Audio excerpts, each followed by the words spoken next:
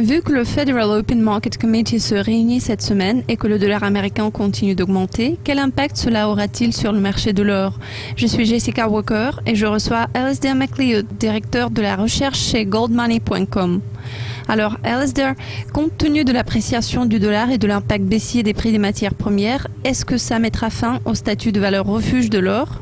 Mais non, pas du tout. Vous savez, la chute des prix de l'or est absolument irrationnelle en termes de valeur, tout comme c'est complètement irrationnel pour les obligations et les comptes bancaires de générer une performance négative.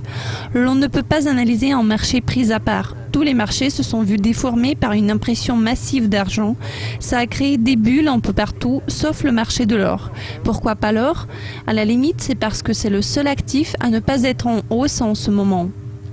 Le spot or a glissé à 0,3% à l'ouverture de la session asiatique, mais il a rebondi par rapport à son plus bas sur 3 mois. Est-ce une réaction réflexe ou bien c'est le retour de l'appétit pour les matières premières en Asie?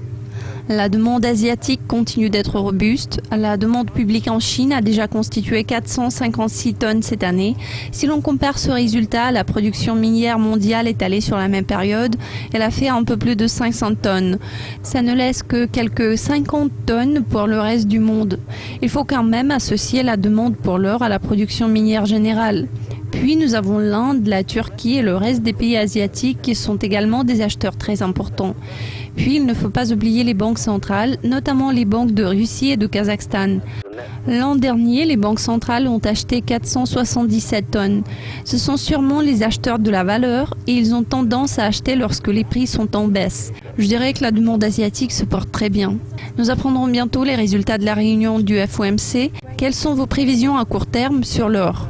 Je tiens à souligner qu'il reste à voir si la réunion du FOMC exerce un impact considérable sur les prix de l'or. Je crois que non. Il faut toujours garder à l'esprit que ces marchés ne sont pas complètement irrationnels.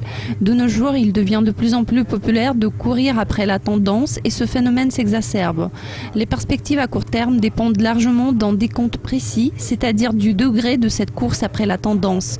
Pourtant, en ce qui concerne la valeur, compte tenu de l'expansion massive de l'argent et des prêts bancaires depuis la fin de la bulle Internet qu'on a observé au cours des 15 dernières années, surtout depuis la faillite de Lehman, l'or est moins cher que jamais.